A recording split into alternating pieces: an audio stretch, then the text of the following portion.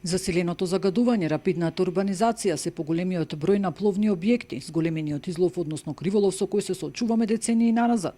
Искористувањето на водите од езерото за производство на електрична енергија се само дел од предизвиците и заканите кои му се случуваат на Охридското езеро.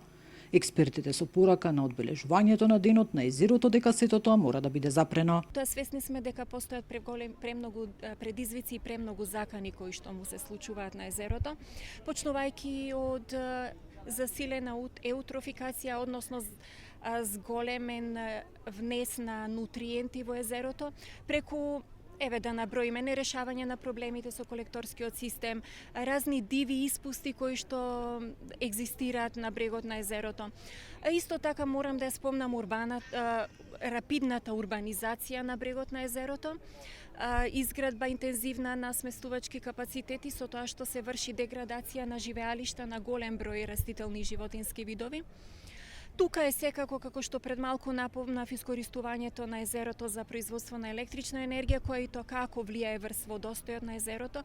Иако Охридското езеро има посебна моќ за самозаштита и самопрочистување, сепак климатските промени негативно влијаат. Но само една корелација ќе направам. Ако кај рибите за секој 1 степен зголемена температура во водната средина се зголемува метаболизмот за 10%, тогаш знаеме колкаво е големо влијанието да го чуваме езерото за идните генерации, да направиме се што е во наша моќ. Следниот период можеме да приметиме на една појава која што драстично се одразува нарочито во делот на водите, односно нагло зголемување на количините на врнежи и долг сушен период во одредени периоди, што исто влијае и на нивото на Охридското езеро.